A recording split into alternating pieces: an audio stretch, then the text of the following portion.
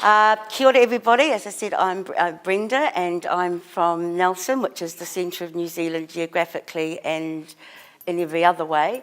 I first started gambling on pokie machines at the age of 31 in Sydney. I, at that point, had no idea about the harm that they could cause, and probably within months was hooked, was addicted. I came back to Nelson, came back to New Zealand, and pretty much wasn't really gambling to any great success, and was sort of living with it. But then in 1996, 97, I was involved in student politics in Nelson, and I was actually the Nelson Polytech Student Association president and the vice president of our national group, APSA as they were known then. And the stress started to sort of become a little bit too much, and so I started to gamble a little bit too much, and then more, and then more, and then more, and then I borrowed money from the Student Association, and basically everything started to crumble. Everything started to go downhill. I was eventually charged in 1998 with theft as a servant from the Student Association. I'd stolen $8,800. I had to admit to my father what had happened. I mean, before then I'd been kicked out of the Student Association, and I just lied. I lied and lied and lied and lied and lied and lied about everything that had happened. I went to court and started seeing lawyers in 1999, and it was at that point that I thought to myself, if I'm going to go to court, I'm kind of going to need some kind of defence. Realistically, as problem of gambling, I'd better try and find somebody who can work with this. So the only thing they had in Nelson then was Nelson Drug and Alcohol Centre, so I contacted them and got to talk to Dr. Phil Townsend. He was then the sort of only person in Nelson that was doing anything around gambling. We met, and the first session I had with him, we sort of went over what I'd been doing, etc. At the end of the session, I said to him, right, I'll, see you in 2 weeks. And he said, yes. And I said, and I won't gamble for these next 2 weeks. I'm going to make sure I come back gamble free. And he just turned around, and it was quite a flippant line, and he just turned around and said, oh, you'll fuck up, don't worry about it. And I just thought, don't you dare tell me that. So I got really mad and said, right, I'm not going to gamble just to prove you wrong. I won't gamble, you're the idiot. He doesn't actually remember doing that, but it was just like the best thing that happened. So that was great. So for the next 14 months, I was gamble free. I went through the court case, went through all of that. Everything's great. I'm back working part-time. Life's sort of starting to get better, and as I say, so 14 months later, I'd worked a night shift at, I was in hospitality, and I thought, I can put another, I can go and play $20, it's like 10:30, my daughter's with Dad, my father, I don't need to get her till the morning. And literally, so I had, I think, probably about $400 in the bank, and I went to one of the local sort of class 4 venues, and that $400 all went in, and I was hooked so badly. So this second time, so that was in 2000. And so from 2000 through to 2004, my gambling just went through the roof. So when I was saying before to Janice about percentages, so I mean often we hear gamblers saying, I bet this much, I bet that much. And for me, I look at it the percentage of what my annual income was. So I was a sole parent that was getting a part benefit and also working part-time. So I probably spent between 60 to 70% of my weekly income went through pokies. So rents weren't paid on time. Power, I would come in, and the first thing I'd do when I got home was turn the light switch on just to see if I even still had power. Didn't have a landline for years, certainly couldn't afford that. I made sure there was always food for Leah, there was petrol to get her to school and all those sorts of things. And although in the physical, she didn't miss out. She lost out emotionally because I was just in this constant state of fear, anxiety, depression. How am I going to pay this? How am I going to do that? So I wasn't there emotionally for her at all. And it was horrible. I'd gone from being at sort of the age of 31, 32, no convictions, never stolen anything, never done anything wrong. So by the time I was sort of nearly 40, it was just completely gone, all screwed up. So in 2004, I had had enough. I just thought, this is ridiculous. And so rang Dr. Phil, and I actually used to see him, one of the Class 4 venues that I used to go and gamble in. He used to bring clients through, he'd bring them in, he'd take their blood pressure at the A&D clinic, and then he'd drive them down and get them just to walk into the venue and walk out, and then take their blood pressure again, just for that sort of biometric, just to see what effect it had. And I'd be sitting there, and he'd just sort of come and stand, hello, and I'm like, piss off.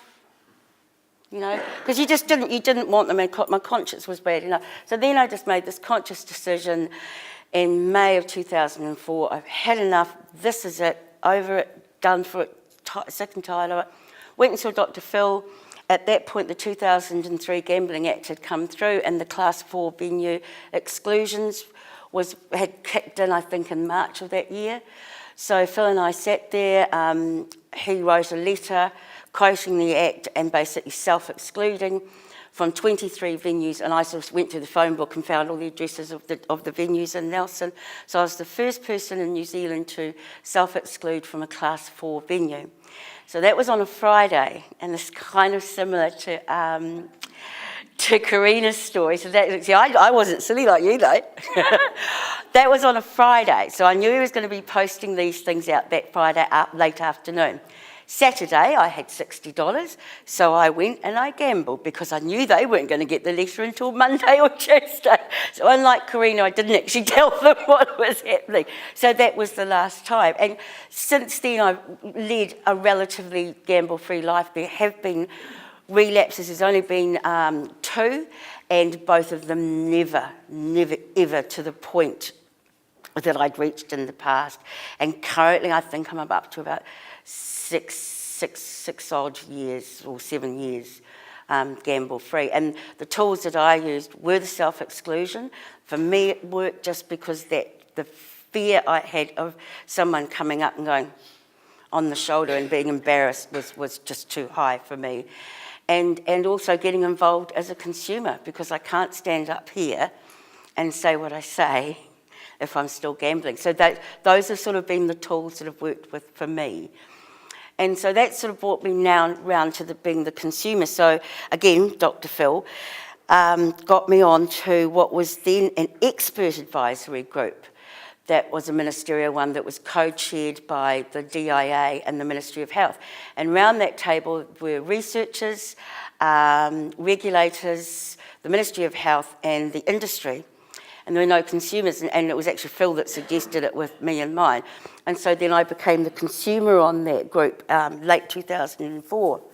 And that was a real eye-opener, and it's one of the things I address in this website, is that one of the things that is difficult for consumers to get involved in speaking in front of groups and looking at policy and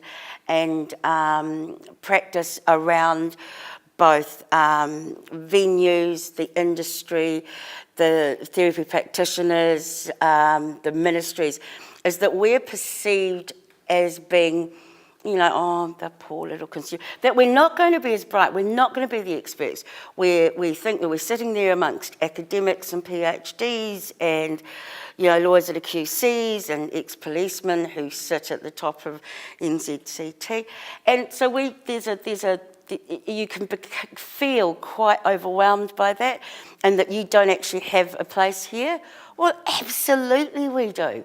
We are the complete experts on problem gambling harm. There is no other expert better than a consumer. There just isn't. We know every single thing there is about problem gambling harm because we've lived it. All of the research and all of the books, it's the same as depression. They always say you could read every book and every research and da-da-da-da-da. It's not going to get you out of bed in the morning.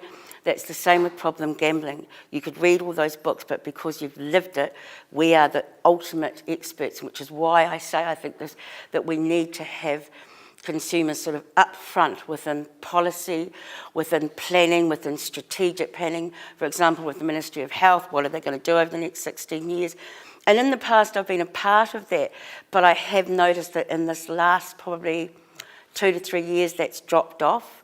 There just isn't that same consumer input, and it's also got quite lonely.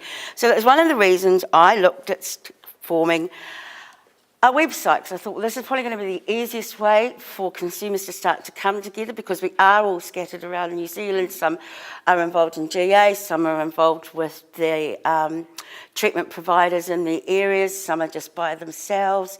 So by launching this website, that was why I decided to.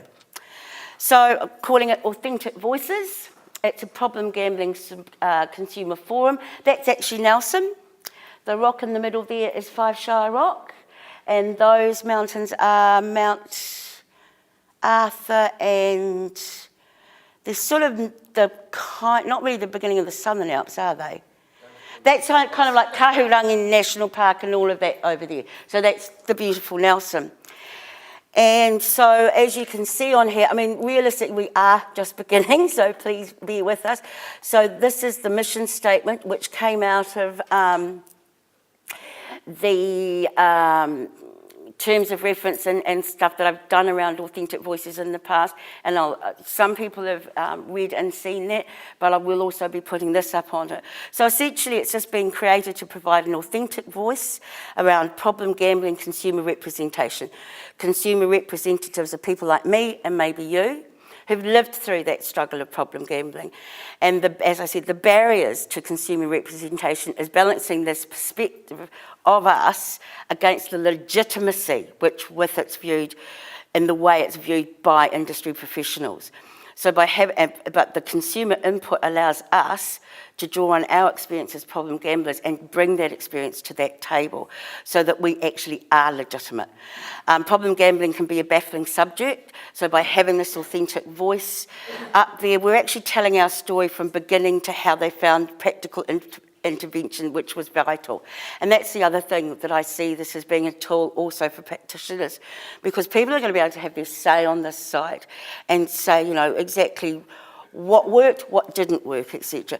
And consumers, we have that ability to talk openly about the harms that were caused by problem gambling.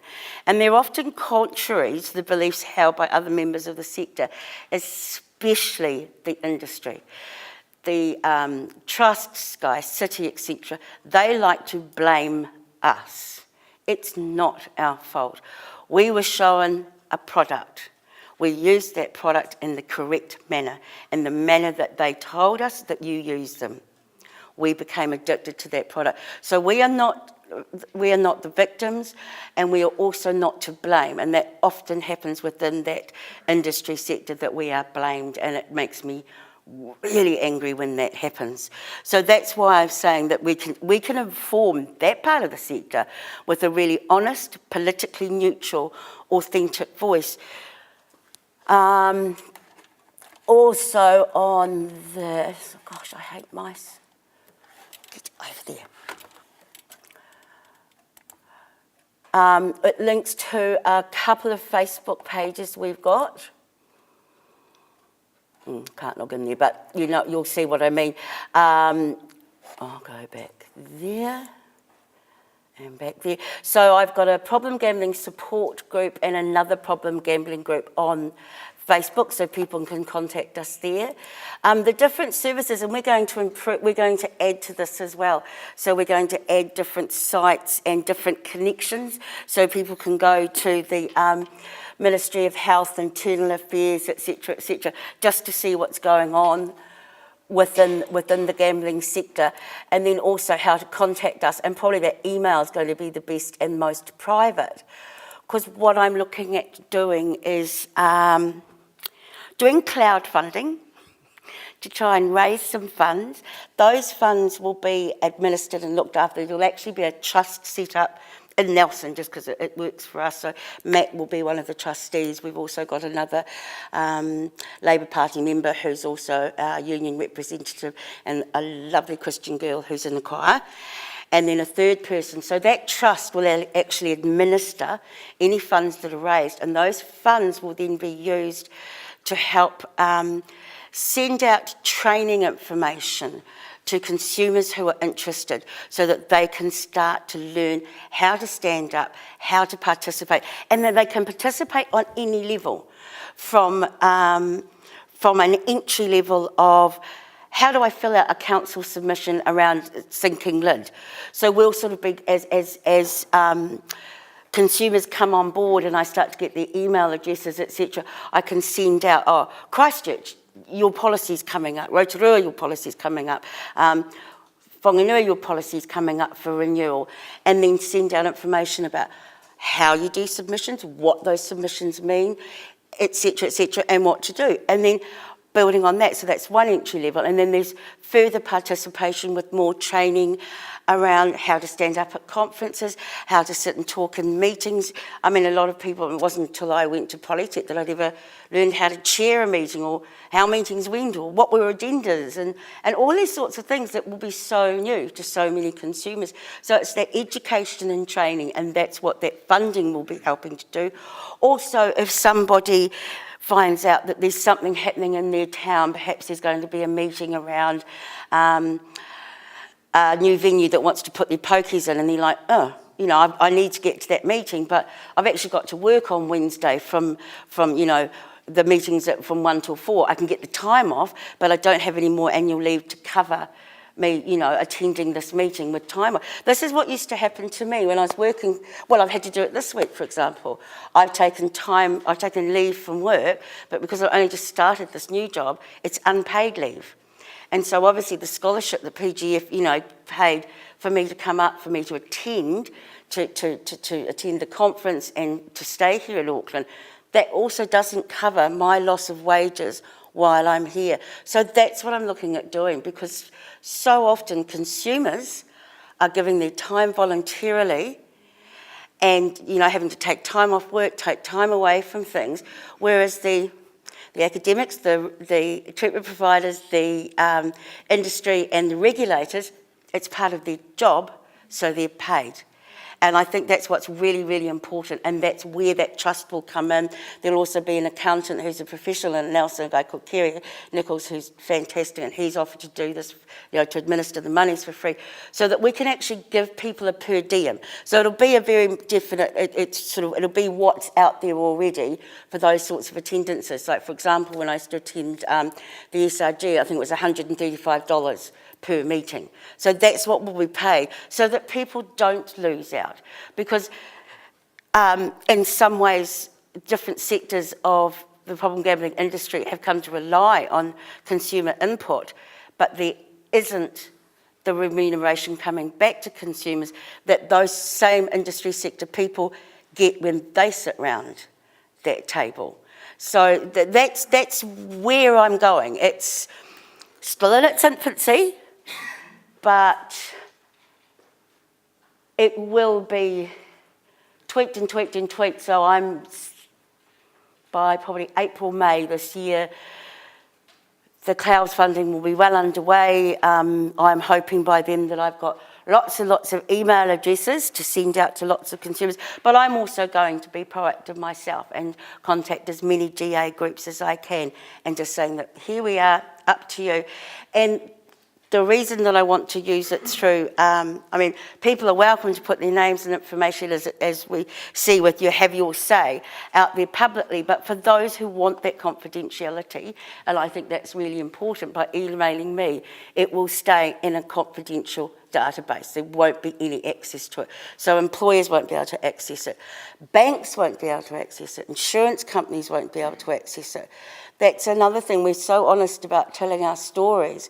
And it was so interesting hearing the keynote speaker this morning from America talking about insurances and who are and who aren't covered.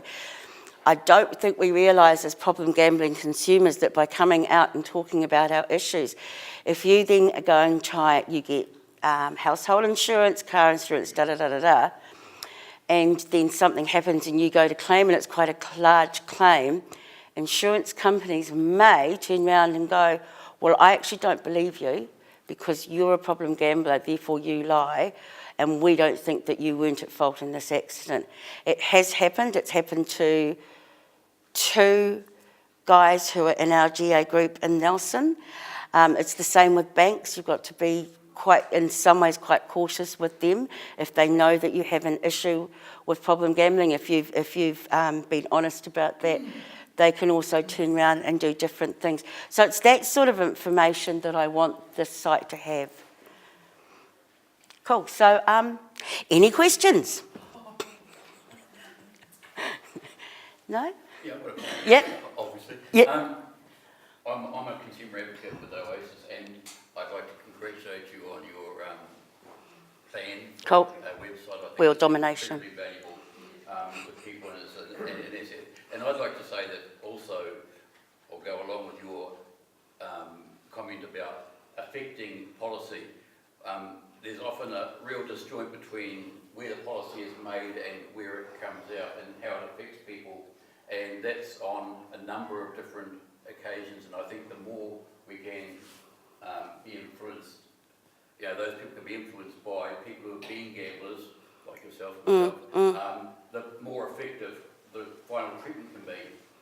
And I tried with Sky City on one occasion to suggest that they could have a consumer on their committee, involved there, and lead balloons don't have anything to do with the reaction. But at the same time, I mean, I've been there all around the place on the influence of that there should be consumer influence at every level, from government and government departments right through to the bottom. And also, I'll go along with yeah. that one. Also, another one is Health Audit New Zealand. I know I used to work in a laboratory as a phlebotomist, and every year, for us to keep our accreditation, we would be audited. And so in my department, there'd be a phlebotomist would come in, and they'd done a course that is based in Christchurch called, and they also do one here in Auckland, called Health New Zealand Accreditation. And it essentially trains you over a week to learn how to audit health providers. So that would be PGF, Oasis, and the other sort of treatment providers out there. And I think that would be so important for consumers to be actually part of that audit. So I know KPMG do a lot of it, and I sort of spoke to them a few years ago and said, well, why don't you have a consumer in on that? The cost of that health audit course, it runs twice a year, is $3,000.